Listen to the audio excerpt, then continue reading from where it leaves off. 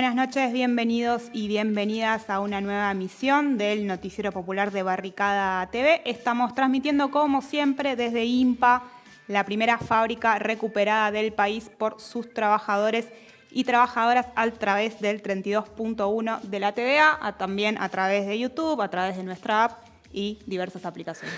¿Cómo va, Juan? Bien, Luz, ¿todo bien? Bueno, vamos a meternos de lleno con un tema que viene siendo bastante álgido en la agenda mediática y también en la realidad de todos los argentinos y las argentinas. Estamos hablando de la inflación.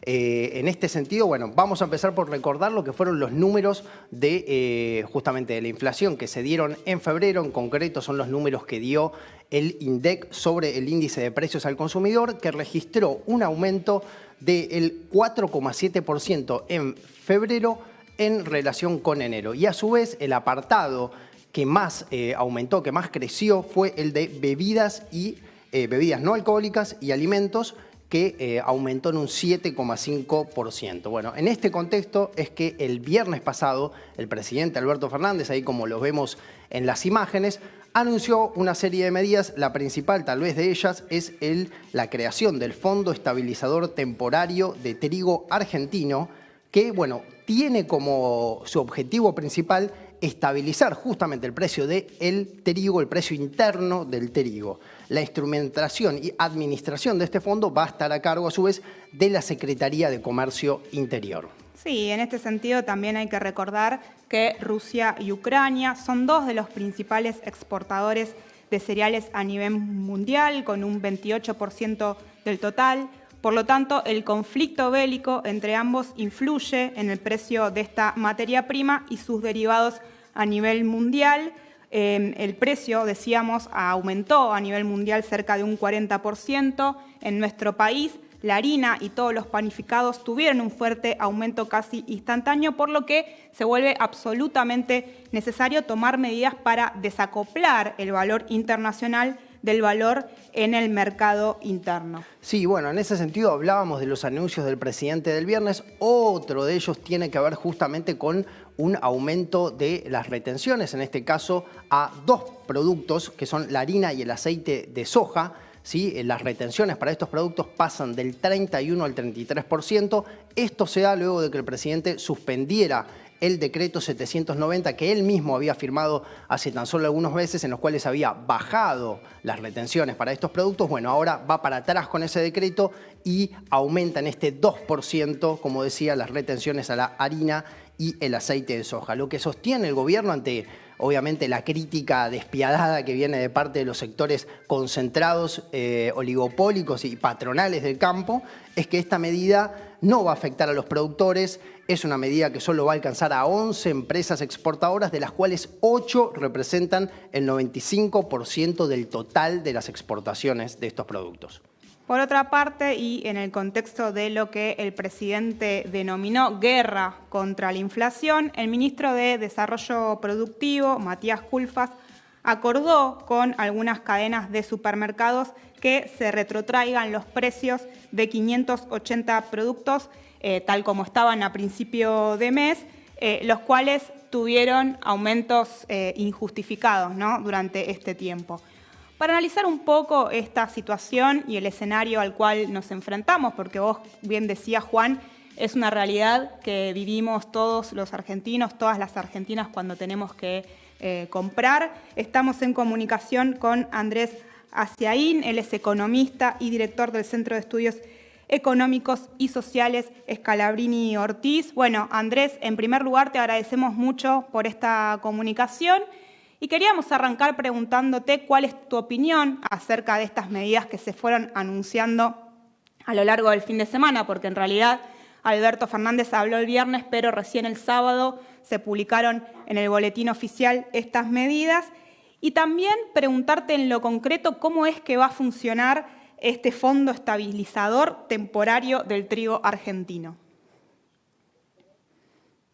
Hola, buenas noches. ¿Me escuchan bien? Perfecto. Sí. Mi opinión es que claramente se tenían que tomar medidas. Si uno ve las medidas, digamos, realmente son muy suaves, ¿no? el aumento de las retenciones en un contexto de precio internacional es de 1 y 2 puntos para 2 productos, de una reducción que ya se había hecho en un contexto de precios claves. En el cálculo no se tocan las retenciones, pese a que aumentó un 50% en dólares el precio internacional. Y también vale destacar en esta idea de que aún en un camino tan suave ha habido una oposición brutal de los sectores agroexportadores, mostrando también que estos sectores, que después uno lo ve largando lágrimas por la guerra en Ucrania, pegando la banderita de Ucrania por todos lados, mientras se llenan los bolsillos y son incapaces de compartir un mínimo de esa ganancia extraordinaria para tratar de sostener el precio del pan, ¿no? También ver la perspectiva de la reacción de los estados en esta situación. En ese contexto, la idea es recaudar plata con incremento en las harinas y a los de soja, se calcula $100 millones, para que tengamos más o menos el 17% Andrés, disculpa que te valor del interrumpa en consumo. lo que nos estás respondiendo. Se está cortando mucho la comunicación. Ahí vamos a ver qué podemos hacer para solucionarlo. Bueno, estábamos hablando entonces justamente de lo que tiene que ver con esta medida que tomó el gobierno para justamente intentar frenar la escalada de precios de derivados del trigo en este contexto de guerra internacional en Ucrania, con justamente siendo Rusia y Ucrania dos de los países que más aportan en la producción y exportación de este grano a nivel mundial. Sí, y ahí una de las primeras reflexiones que nos traía Andrés tiene que ver, por un lado, con el tiempo que se demoraron quizás estas medidas, porque bueno, más allá del conflicto bélico, que es claramente una de las causales por las cuales el aumento del trigo se dio de esta manera tan repentina, se podría decir. También es cierto que la inflación y el aumento de los productos alimenticios, sobre todo, bueno, se viene dando desde ya hace tiempo, meses atrás, podríamos decir. Entonces, bueno, era necesario tomar algún tipo de medidas que fuera en ese sentido. Pero al mismo tiempo, un poco lo que nos dejaba esta primera reflexión es que no dejan de ser medidas suaves, ¿no? Y sí, también lo que nos trae esta reflexión es cómo ante esas pequeñas medidas o ante esas medidas tan livianas, como podríamos decir, hay una oposición, hay un sector concentrado, el sector agroexportador, que salió, digamos, ya directamente a oponerse a estos anuncios e incluso amenazar en algunos casos con una posible medida frente a este aumento de las retenciones, que como también explicábamos al inicio y también lo remarcaba Andrés, es poner en pausa un decreto que el mismo Alberto Fernández había firmado, si no me equivoco, en octubre del 2020, en donde bajaba estos 2 puntos de retención de 33 a 31 para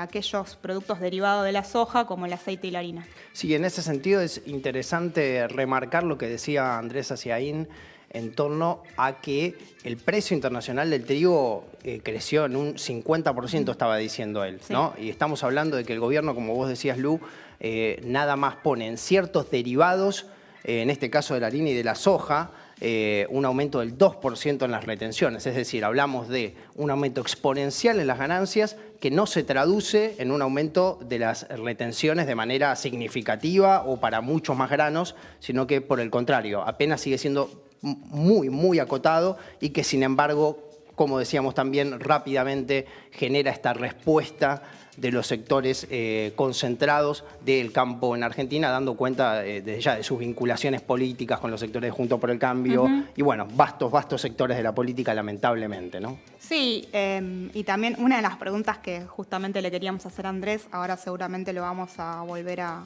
conectar, tiene que ver cómo esa estabilización del trigo, si es que finalmente se logra, va a repercutir en los otros productos alimenticios que conforman la canasta básica. Vamos a ir un corte así y nos acomodamos con la comunicación y después entonces restablecemos ahí el contacto con Andrés Aciaín.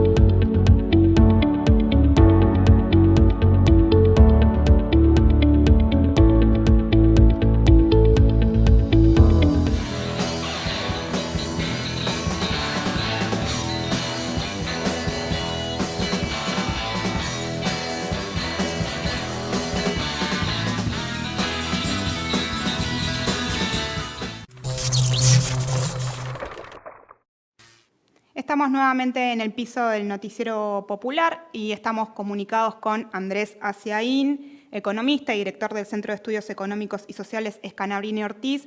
Bueno, Andrés, ahí entonces te estábamos consultando, nos dabas tu opinión acerca de estas medidas y también la pregunta que quedaba pendiente es cómo va a funcionar en lo concreto este Fondo Estabilizador Temporario del trigo argentino.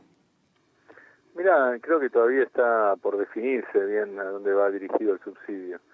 En principio pareciera que va hacia las harinas, ¿no? Pero todavía no fue especificado el funcionamiento. La idea básica es recauda de la soja y subsidia la cadena de trigo panificados. Pero ahora, hay un debate si subsidia directamente el trigo que va a los molinos, la harina que va a la empresa panificadora o directamente al consumidor, ¿no? Eso, al menos por lo que, no sé si ahora lo terminaron de definir, pero hasta donde yo esté todavía estaba por definirse. Andrés, consultarte ahí cómo se podría desacoplar el precio internacional de los precios internos, ¿no? de nuestra economía. No, mirá, la medida más eficaz en ese sentido es directamente las retenciones al trigo, porque vos lo que tenés es que ahí mantenés fijo el precio internacional del trigo, el que recibe el exportador, entonces el precio del mercado interno también queda fijo. Y eso, como va al inicio de la cadena, tiene un impacto mejor a nivel de precios, porque si vos, por ejemplo, juntás la plata de la soja y subsidiás no la materia prima, el trigo, sino la harina, por ejemplo, igual ya va a haber un primer encarecimiento, porque el aumento del trigo, los productores de harina lo trasladan incrementado por su margen, ¿no? Entonces ya llega multiplicado ese incremento. Entonces ya el nivel de subsidio que tenés que poner cuando subsidias la harina es mayor que cuando subsidias el trigo. Y si vas a subsidiar el consumo final es todavía mayor, porque ya el aumento del trigo llega amplificado por el molino y después por el panificador, ¿no? Entonces ya tiene por lo menos dos grandes eslabones que amplifican el aumento. Entonces ahí siempre hay un juego que cuando vos subsidias más al inicio de la cadena, mayor es el impacto en el precio final, pero es más amplio y menos dirigido el subsidio, ¿no? Porque va hacia todo el mundo.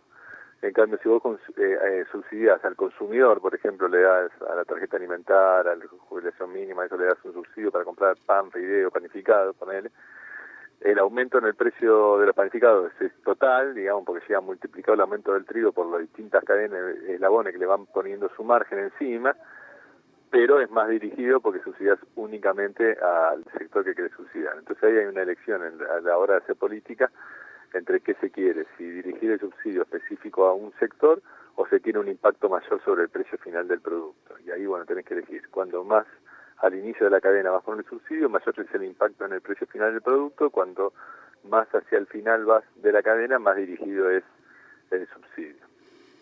Andrés, vos ahí antes decías que era tiempo de tomar medidas que apuntaran a bajar la inflación, pero por otro lado también decías tu parecer acerca de que estas medidas todavía te parecían suaves.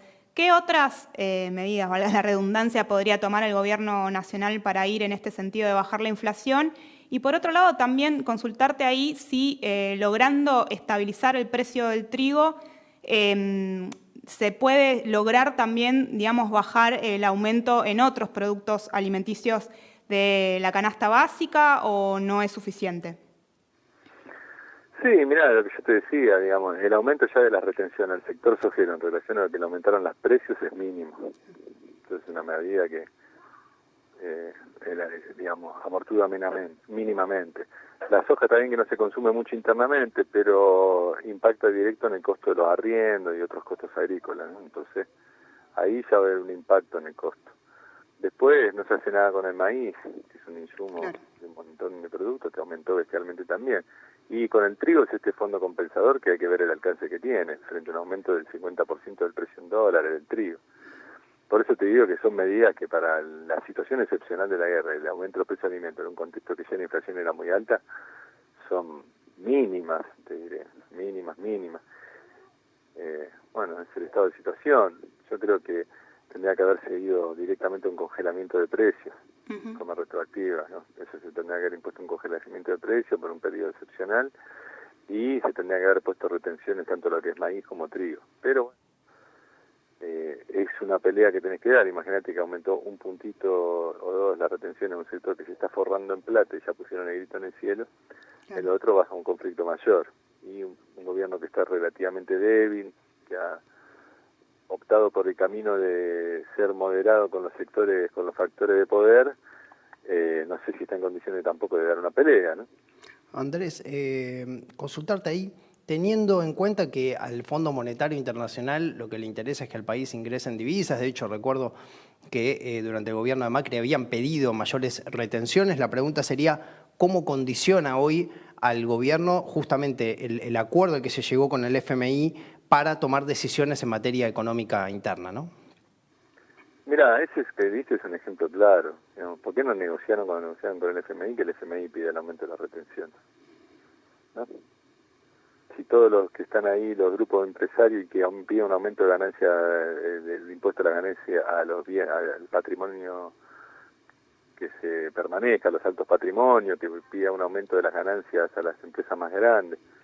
Esto tendrían que haber negociado con el FMI. Si las empresas más grandes, los exportadores, los sectores más altos patrimonio, son los que se beneficiaron con la deuda y son los que presionan constantemente a negociar con el FMI para no aislarnos del mundo, uno tendría que haber negociado con el FMI que el costo impositivo del acuerdo caiga sobre esos sectores, ¿no? Eso para dar un ejemplo de eso. Con la época del FMI con Macri pedía aumento de las retenciones y acá estamos viendo si lo aumentamos un puntito. Eso me parece que muestra también la incapacidad en los negociadores, ¿no? Y el acuerdo con el FMI, imagínate que ante el aumento de los precios de alimentos, la Argentina, el gobierno tendría que ya mismo estar dando un bono extraordinario a todos los que cobran asignación, a los que cobran están en alguna política social, los jubilados que ganan la mínima, más un aumento en el salario mínimo. Tendría que ser una medida ya ante la disparada de los alimentos. Y no la están tomando porque tienen miedo de incumplir la meta fiscal. Claro. Andrés, te agradecemos muchísimo por tu participación en el noticiero. Muchas gracias. No, gracias a usted y un saludo a los televidentes. Bueno, seguimos entonces con el bloque económico, podríamos llamarlo, de nuestro noticiero. En este caso tiene que ver con la economía, la columna de economía política, la economía también, y la columna de economía política del compañero Julio Gambina. Estamos a tan solo 2 días de un nuevo 24 de marzo, fecha en la que se conmemora el golpe de Estado que inició en el año 1976, el último golpe de Estado que tuvo nuestro país, y con la llegada justamente de la dictadura llegó también un cambio económico sustancial para nuestro país. Esta es una de las cuestiones que analiza en su columna Julio Gambina. Sí, y la deuda tuvo un lugar central en estas modificaciones que mencionás. En este sentido, Julio Gambina reflexionó sobre las negociaciones que el gobierno de Alberto Fernández está llevando a cabo actualmente con el Fondo Monetario Internacional y también con el Club de París, que dicho sea de paso, hace algunas horas se anunció un refinanciamiento de esta deuda en los próximos 2 años, 2 años y medio. Y dicho sea de paso, esta deuda del Club de París es una de las que viene justamente como herencia por parte del gobierno, bueno, no del gobierno, del golpe militar. Así que vamos a ir a ver esta columna y después continuamos con más Noticiero Popular.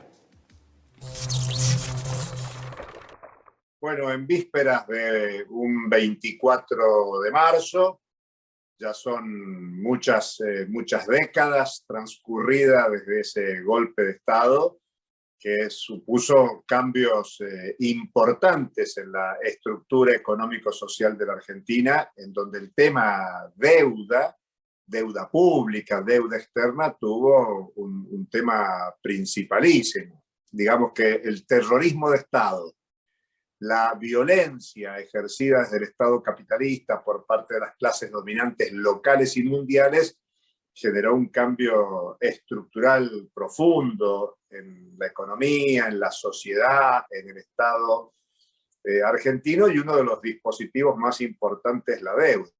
Y casualmente en este momento el ministro de Economía de la Argentina, Martín Guzmán, está en Francia, en París, negociando con el Club de París, una nueva negociación con el Club de París. Esto a esta altura es cuento largo. Digamos que la referencia del endeudamiento argentino con el Club de París viene de los tiempos de la dictadura militar. En los últimos tiempos hemos hablado mucho de la deuda odiosa con el Fondo Monetario Internacional, una deuda odiosa asumida por gobiernos constitucionales, por el gobierno constitucional de Mauricio Macri, y ahora con intentos de legalización en el Parlamento a través de la aprobación que hizo el Senado la semana pasada. Pero la deuda con el Club de París es una deuda odiosa con todas las letras por tratarse de un endeudamiento en origen con la dictadura militar. Son unos 2.430 millones de dólares lo que está en negociación. La verdad que había que pagarlos el año pasado, pero se ingresó en un proceso de negociación y se hizo un puente. Graciosamente, el Club de París le facilitó a la Argentina, bueno, hasta el 31 de marzo, mientras negocian con el Fondo Monetario Internacional, volvemos a sentarnos antes de que termine marzo del 2022, lo que está ocurriendo ahora en París, y ahí vemos cómo pagan una deuda que supuestamente vence en julio de este año. O sea que estamos muy apretados por el Club de París y la negociación dirá cuándo se termina de pagar eso.